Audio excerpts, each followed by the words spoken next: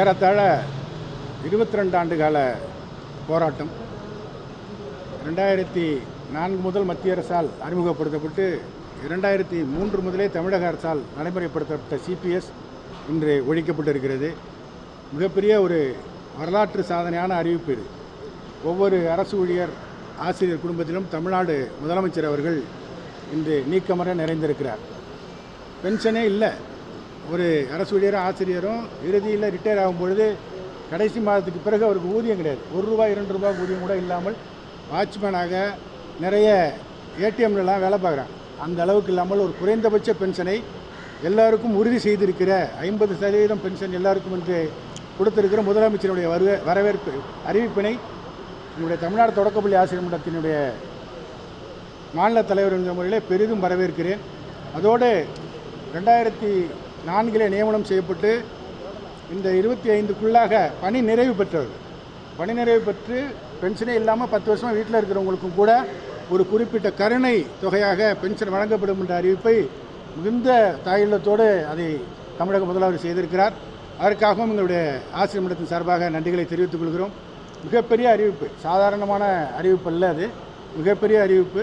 ஒவ்வொருடைய அரசு ஊழியர்களும் இன்று முதலமைச்சருக்கு நன்றி சொல்லிக் கொண்டிருக்கிறார்கள். இதில் ஏதாவது குறைகள் கொஞ்சம் நஞ்சம் இருக்கும், எந்த திட்டத்திலையும் முழுமையாக வந்துடல, ஏதாவது இருந்தாலும் கூட அதை நாங்கள் முதலிடத்தை திருப்பி சொல்லி கனிவுடன் அவரை பரிசீலிக்கை செய்து மிகப்பெரிய ஒரு திட்டத்தினை வரவேற்கும் விதமாகத்தான் இன்று அமைச்சரை இப்பொழுது நாம் நேரிலேயே சந்தித்து அவருக்கு நன்றி தெரிவித்திருக்கிறோம். நான் இதற்கு உற்று துணையாக இருந்த நம்முடைய கல்வி அமைச்சர், நம்முடைய நிதியமைச்சர், பொதுப்பணித்துறை அமைச்சர் மற்றும் இப்பொழுது சென்ற தொழில்துறை அமைச்சர் அவர்கள்லாம் எங்கள்கிட்ட தொடர்ந்து பேசிகிட்டே தான் இருப்பாங்க. எல்லோரும் சேர்ந்து இந்த சட்டமன்ற உறுப்பினர்கள் அனைவருக்கும் தமிழ்நாடு தொடக்கப்பள்ளி ஆசிரியர் மன்ற சார்பாக நன்றிகளை தெரிவித்துக் கொள்கிறேன். ஆமாம் ஆமாம் சார். ஆமாம் இல்லை சார், நீங்கள் ரெண்டு விஷயம் நம்ம புரிந்து கொள்ள வேண்டும்.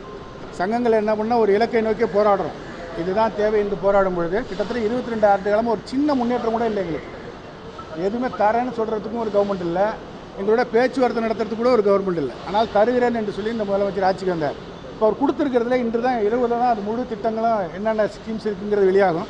அதில் எதுவும் குறைகள் இருந்தால் தான் நிவர்த்தி செய்யறதுக்கு இதே முதலமைச்சர் கோரிக்கை வைப்போம், அதையும் செய்வோம். அது எங்கள் கோரிக்கைங்கிறது ஒரு திக்கு தெரியாத காட்டில் இருந்த மாரி எங்களுக்கு ஒன்றுமே இல்லை, எதுவுமே இல்லை. இன்று ஒரு இடம் தெரிஞ்சிருக்கு, ஒரு வெளிச்சம் தெரிஞ்சிருக்கு, அதை நோக்கி பயணப்படுறோம். அதுக்கு நன்றி சொல்கிறோம். இதில் ஏதாவது குறைகள் இருந்தால் அந்த கட்டடத்துக்குள்ளே செல்லும்பொழுது அங்கே என்ன வசதிகள் தேவையோ அதையும் இந்த முதலமைச்சரிடமே கேட்டு பெறுவோம். ஏன்னா இன்றைய தினம் அரசு ஊழியர் ஆசிரியர் சம்மந்தமாக பேசுகிறதுக்கே ஆள் இல்லாமல் இருக்குது. அன்றைய தினம் நாங்கள் அண்ணா திராவிட முன்னேற்ற கழக கட்சியிலையும் இதே கோரிக்கைகளை வைத்தோம், போராடணும். அன்றைக்கு